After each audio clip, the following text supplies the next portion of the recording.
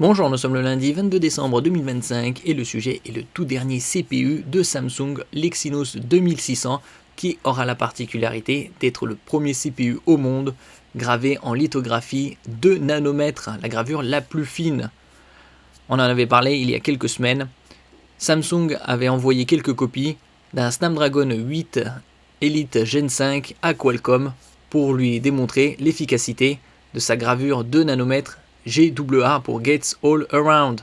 Ici nous allons voir les specs de ce Exynos 2600 qui équipera les Galaxy S26 l'année prochaine. Il sortira un peu plus tard que prévu. Normalement c'est toujours fin janvier, début février. Là ce serait plus début mars. N'oubliez pas de vous abonner pour plus de news sur le monde de la high-tech ainsi que les bons plans, également sur mon Twitter et en description sous toutes mes vidéos. Vous pouvez les retrouver dans mes playlists et voir mes articles sur mon blog, tous les liens seront en description. N'oubliez pas de cliquer sur les liens en dessous de mes vidéos pour soutenir la chaîne. Et donc ici, c'est un CPU Decatur avec technologie ARM 9.3. On-Device AI, ça signifie que c'est de l'intelligence artificielle locale. Bien évidemment, il prendra le ray tracing en charge pour le gaming. Il pourra également prendre en charge des capteurs photo jusqu'à 320 mégapixels. On avait parlé l'année dernière, au courant de cette année également, que Samsung travaillait sur un capteur photo de 500 mégapixels. Il n'y a pas trop d'informations. Il sortira probablement peut-être vers 2027.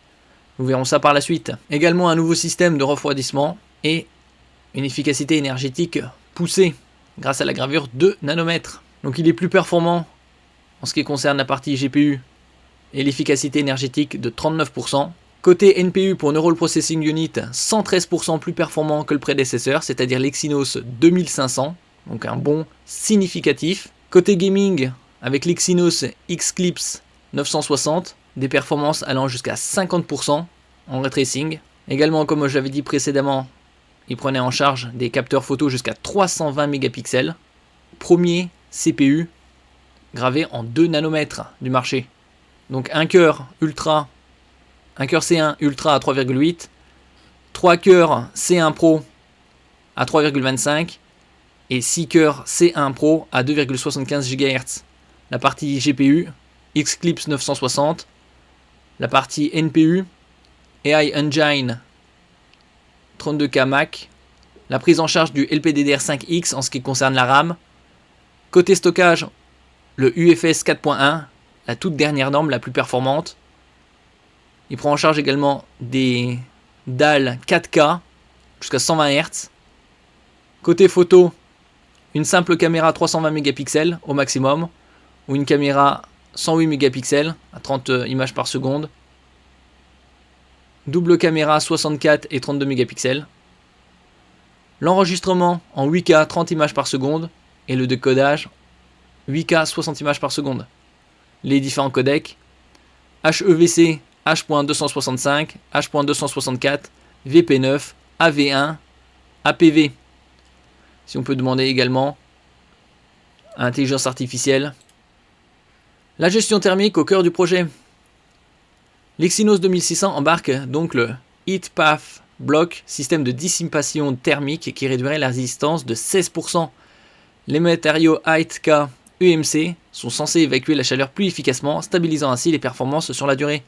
Une nécessité absolue si Samsung veut convaincre au-delà des promesses techniques.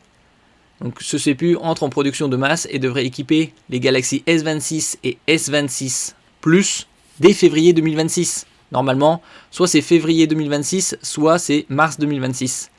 Mais sa distribution géographique reste floue. Plusieurs scénarios circulent. Une diffusion limitée à la Corée du Sud selon certaines sources, ou une présence en Europe et en Amérique du Sud selon d'autres. Le modèle Ultra gardera quant à lui le Snapdragon 8 Elite Gen 5 de Qualcomm partout dans le monde. Il faudra attendre les premiers tests indépendants pour juger si Samsung a réellement corrigé le tir. Et donc j'ai demandé la comparaison des specs entre le Exynos 2600 et le 2500. On voit 2 nanomètres face à 3 nanomètres. Decatur pour les deux. Et donc également la prise en charge du UFS 4.1 pour le tout dernier, alors que c'était le précédent, c'était 4.0. Des specs assez similaires. Au niveau de la connectivité, il n'y a pas de détails pour l'instant.